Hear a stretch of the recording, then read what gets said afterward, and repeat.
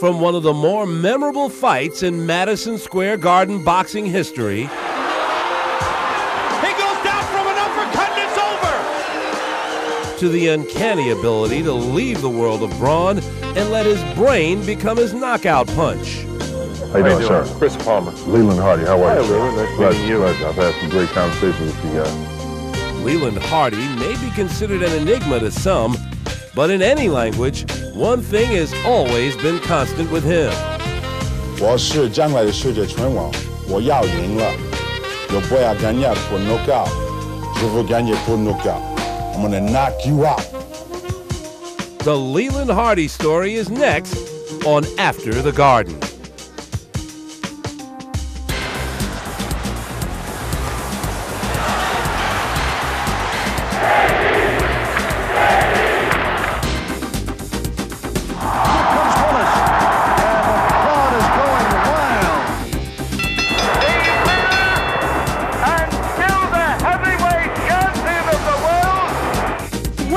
To Madison Square Garden, the world's most famous arena.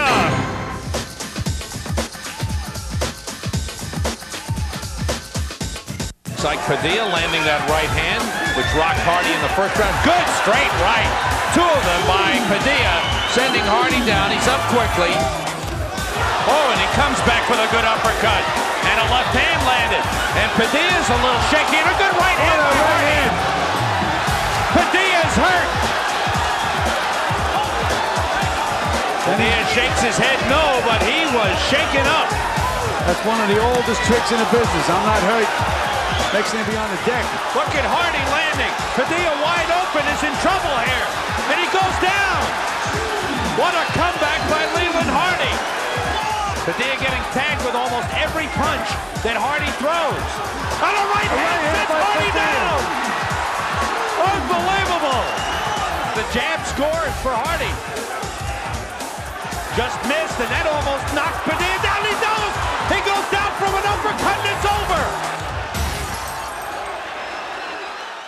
Little did we know that while Leland Hardy was celebrating his riveting third-round knockout over Ike Padilla at the Felt Forum, he was also basking in the glow of another success, but not at his arrival as a future heavyweight contender. For despite the scintillating action of the Padilla fight, the victory only improved his record to 3 wins and 2 losses. However, after that memorable slugfest, the MSG Network audience quickly realized there was much more to this 200-pound heavyweight than his lethal right uppercut. So Leland says, oh, wait a minute, I want to say hello to my friends. Rattles off a whole bunch of Chinese. 谢谢所有我的中国兄弟看到这个拳击比赛，我是将来的世界拳王了。 And you're right. And Clancy looks at him, he says, you speak Chinese. So naturally I said, yeah, I taught him that too. When the crowd gave a standing ovation, especially for being a walkout bout, some of the great pros came up and climbed up at ringside and just to hug me. I mean, Eddie Mustafa Muhammad at the time and others, came up and said, man, what a great fight, That made me feel that I had earned their praise, so I made sure that I bowed to all 4 corners, and saluted them in sign of mutual respect. Bitten by the boxing bug in college after flooring an offensive lineman, Leland Hardy continued to pursue his passion, while also becoming a walking Berlitz course with his mastery of Japanese, French, and Spanish. But his mastery of defense inside the ring, well, that was another story. I thought to myself, here's a guy that speaks 5 languages, including Mandarin Chinese, and maybe after this fight he might only remember 2 of them.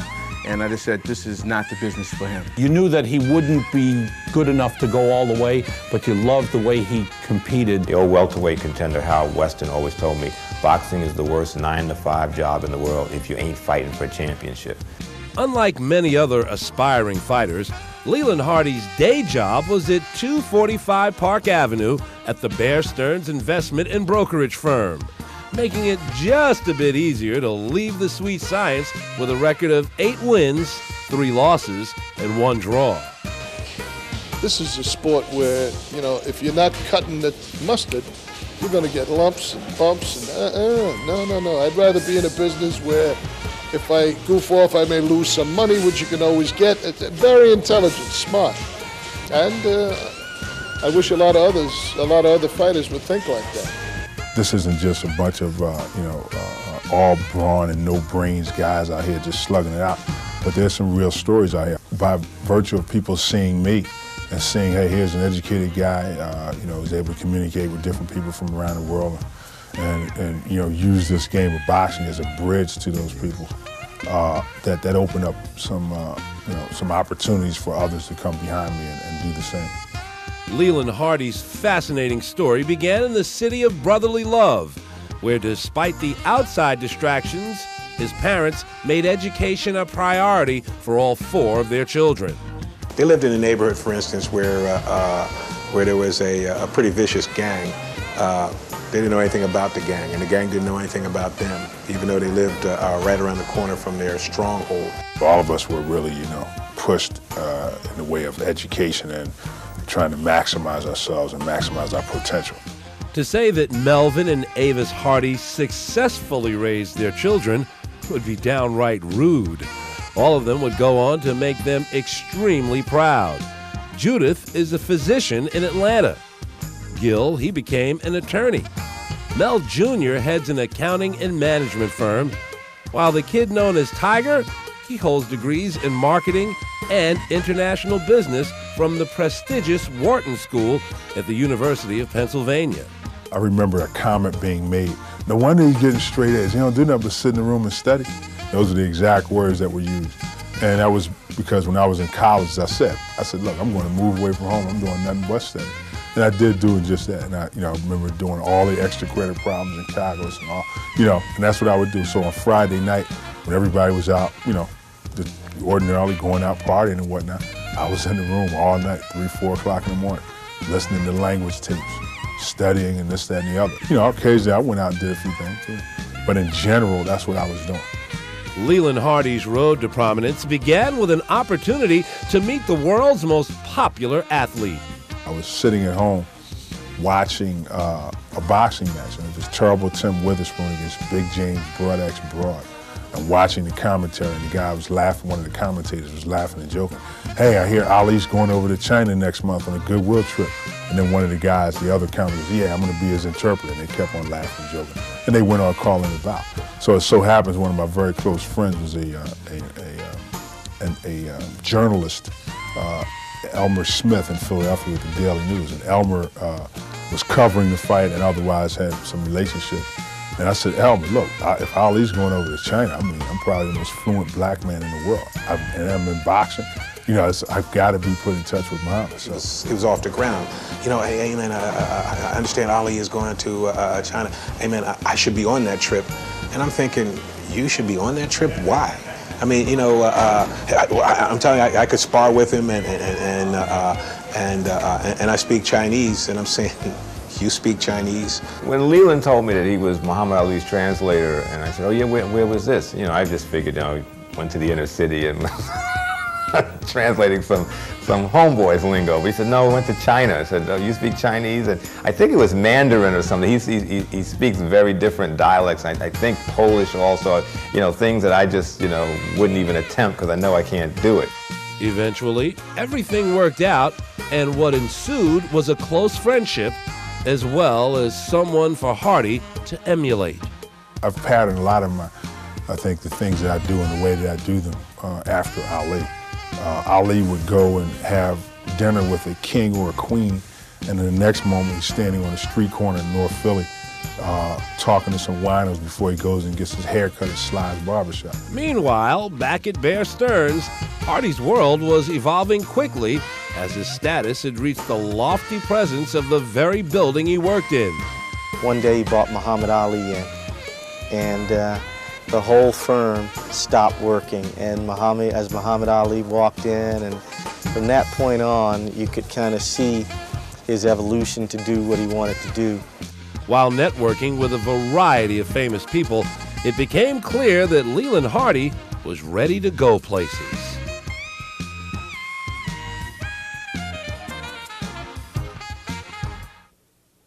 With a much broader and well-connected base than most co-callers, Leland Hardy left Bear Stearns to plant seeds for his future.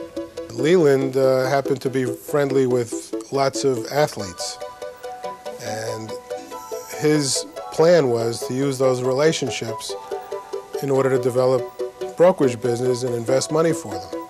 This was not really what he wanted to do. I mean, he wanted to, in another sense, but you know, the investment end was not really where his talents were, and that's when really things took off for him. Unfortunately, two family tragedies would sadden Hardy's success. His brother Gilbert would die in a scuba diving accident while vacationing with their mother in Spain. And a few months later, the pain would be too much for Avis Hardy to bear.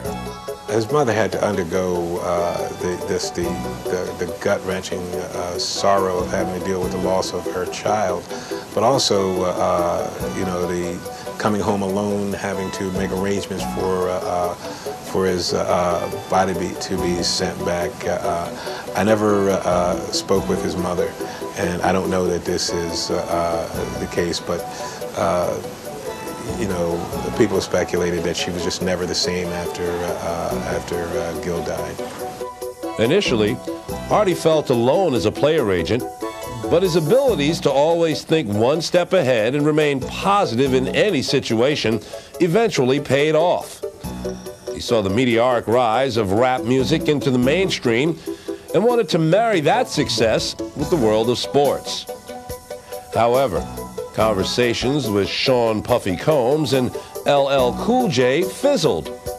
Then along came Percy Miller.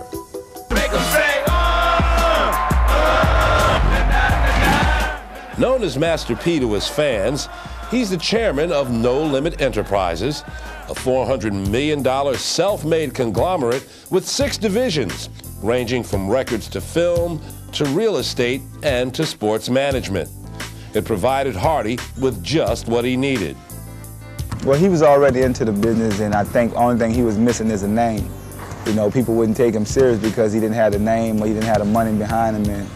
And networking with me, I think we brought all that together, you know, with No Limit and the money that we had, and then people could really respect him for his quality, you know, and could really respect him as a person. You know, when he walked in there, he had ammunition now, you know, I mean, he a soldier, you know, and people really took him serious now, you know, and he had all the tools that he needed to make our business work. It was having had that kind of very broad exposure to the agent business that enabled me to align myself with Master P, Percy Miller, and No Limit, and allow us to enjoy the success we have now. We've got like 8 NBA first-round draft picks. We got the Heisman Trophy winner of this year, and some other players, and we're really building an agency that I think has become a model.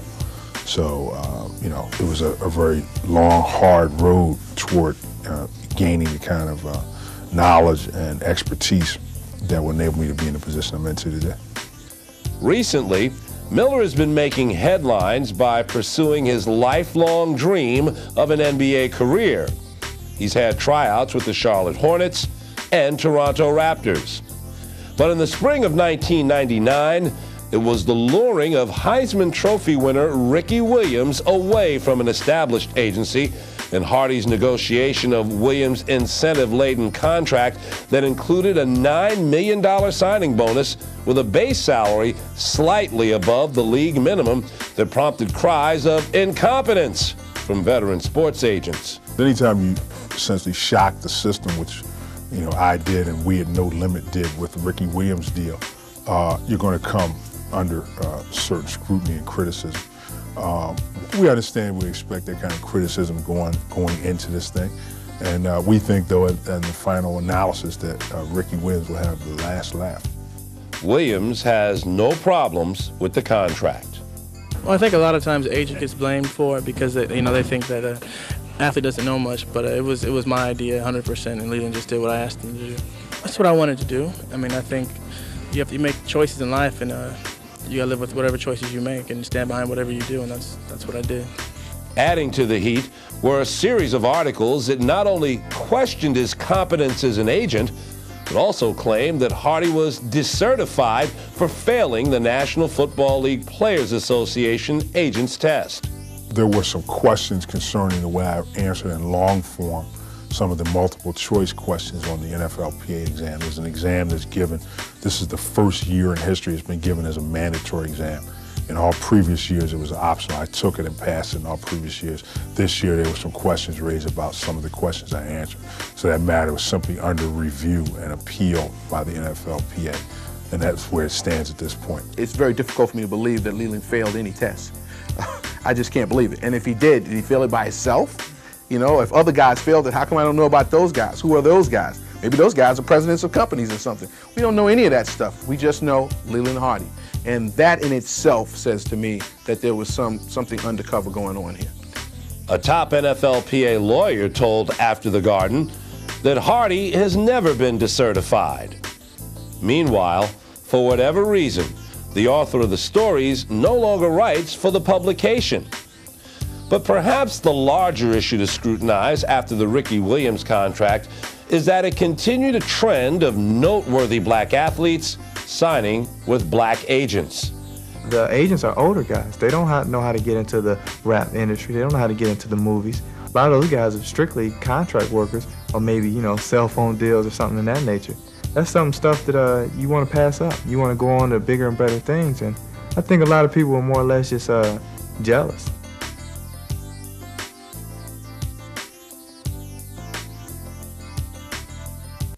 Proving what you know and who you know are equally important. There's Hardy's role as family advisor with tennis phenoms Venus and Serena Williams. He's worked closely with Richard Williams to structure deals that not only reward their tennis prowess, but also looks out for the sisters off the court. Venus, who is a fashion design major, makes all of her Reebok clothing. As for Serena, I structured a unique deal that involved not just sneakers and royalties and this, that, and the other, but also participation in feature films, participation in commercials, participation in media in terms of multimedia, in terms of CD-ROMs, records, and so on. And so it became what is actually the first global multimedia apparel and footwear deal in the history of sports. For that bit of creativity, he was rewarded. In fact, the Hardy relationship with the Williams family goes back more than a decade, when Richard Williams' little girls needed a ball boy. Lots of times people look at me and they think my life is so glamorous, but when they see the things that I actually have to go through, then they see it a little bit different. So Mr. Hardy, you know, he's a guy that's been to college, he's speaking languages, boxing, and he was doing everything, so I thought he should pick up some balls and find out exactly what it's about. He did very well. He do very good at everything he does. Even today, you know, I might wear a suit while doing it, but I'm out here whenever we have practice. You know, we're always the first ones out there to practice. I'm out there picking up balls and helping the girls. I can stand on the side. I might notice a small thing. She's not snapping her wrist at the top of that serve, Richard, or telling Serena, hey, you know, you got to turn your hip, or whatever, that I've learned from him and learned by doing and being around. And so, you know, if I can add any value whatsoever from that standpoint, but it's all about growing and watching, being part of history being made. I mean, obviously Serena and Venus are making history together. He's even directed public service announcements and commercials with the duo. And action. I contributed to something that is awesome. And I think I contributed in a number of ways. For example, Venus and Serena each speak a couple of languages. For example, Serena, when she won her first ever tournament championship this past year at the Gaz de France in France, she actually gave her entire acceptance speech in French. You know, and I remember, you know, often, always, you know, telling her father, man, you need to make them do all their French lessons, all their tennis instruction and whatnot in French. So I think I contributed to, you know, to what they've become, and I just feel, you know, a great sense of enrichment from having been involved with these young girls. He's very devoted to everything he does, and that's what's impressed me more than anything. However, before Leland Hardy was behind the camera, he worked in front of it. Do you remember this playground legend? Hey, we talk about playground legends. You gotta bring up a guy named Lamar Mundane. I seen him just rain jump shots on people. 4, 5, 6 shots in a row. People just started calling me money. Because when he shot, it was money in the bank. He come down and shoot a 15-footer, everybody on the side be hollering, layup. Slam dunks are tough. But when a 35-footer come raining out the sky, it'll wire you up. Various roles in commercials and a small part in the movie, Do the Right Thing, accentuate Hardy's chameleon-like qualities. I think in order to survive, you got to have two different sides to you, and I think that's what makes Leland tick, because he could go either way. You know, by him being a boxer, he could be a hard, thuggish guy, then he could be the other side, typical school character kid, and I think that's what makes him work. You need all that to be a complete person. Moreover, Hardy plans to compete against Don King for boxing promotions in the future. Not to be outdone, his wife Rosetta, she keeps pace by moonlighting as a cut person when not performing plastic surgery. His latest venture began several years ago with a wherewithal to hop on the computer website craze and secure the popular domain name, NewYork.com. We think that with the emphasis going toward online shopping, travel reservations, airplane ticket buying, and all these kind of things, we can leverage the domain name to offer to the world everything that New York is the world's capital of. The tragic death of friend Stefan Johnson magnified Hardy's appreciation for just what he's accomplishing. I think that Stefan is simply a case study of a guy that I think has stayed around too long. But if you look at almost all the other guys that are my contemporaries, the Riddick Bowes of the world, and many others, they kept fighting. And you don't look at the fights, you look at how much training you do and sparring you do in the gymnasium. So fortunately for me, I was able to retire from the boxing game in 1991. Here it is, 1999. And guys who I know have been fighting since they were 8 and 9 years old, and at the professional level, you know, continued to fight on after my retirement. So that's 8 more years of taking a lot of shots. And you know, it's definitely damaging. So I was fortunately able to step aside and go into another phase of professional sports. While it's his ability to easily move from one situation to the next, much like the man he's still friendly with, that sets him apart. Just being able to interact with people and get things done, and to understand that there's something that's a deeper motivator than money. And I think Leland has always felt that this was about a love. If you talk to him for any amount of time, there's a deep love that comes out of what he does. It's not cold and callous. It's very warm and inviting. Voice, the resonance in his voice, his understanding of what's going on. The fact that he gets back to you if he tells you he's going to get back to you, that he shows up when he says he's going to show up, that he's going to take care of you. He's going to take care of you. And yeah, sure, he learned a lot from Muhammad Ali, and that made Muhammad Ali sportsman of the century. You know, a little piece of that has got to be a successful Leland Hardy. He's a genuinely humble person. I mean, even now, you call him up, things are going well. You know, he doesn't, get on the Leland soapbox and preach to you, or like a lot of people might. And I think that that's a big plus that helps endure him to a lot of people, that he's a genuinely humble person, and he works hard.